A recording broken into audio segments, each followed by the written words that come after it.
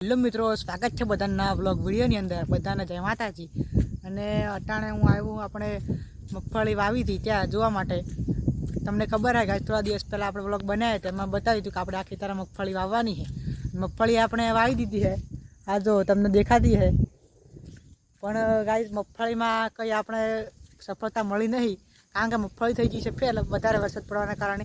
તમને દરેક નજીકથી બતાવી દઉં। જો ગાઈસ ક્યાંક ક્યાંક ઉગી છે, બાકી મગફળીનું વાવેતર આપણે ગયું છે ફેલ।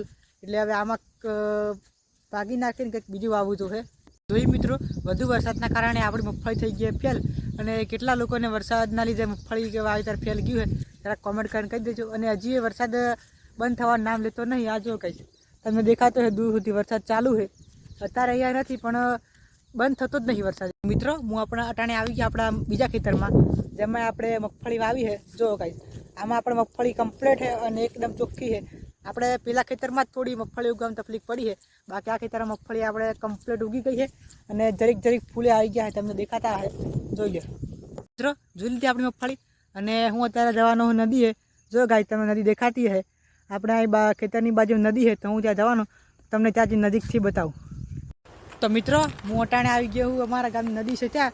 થોડાક દિવસ પહેલાં આપણે વ્લોગમાં બતાવી હતી, ત્યાં નદી આપણી કોરી હતી અને અત્યારે જો ગાય વરસાદ પડ્યો એટલે નદીમાં ફૂલ પાણી જાય છે। જો ગાય દેખાતું છે, આમ છેક સુધી નદી છે અને આમ પણ આ જો ગાય। તો મિત્રો, નદી તો આપણે જોઈ લીધી અને હવે આપણે જઈએ ઘર તરફ। પોરો વરસાદ ચાલુ થઈ ગયો છે અને આપણે આ બ્લોગ અહીંયા પૂરો કરી દઈએ।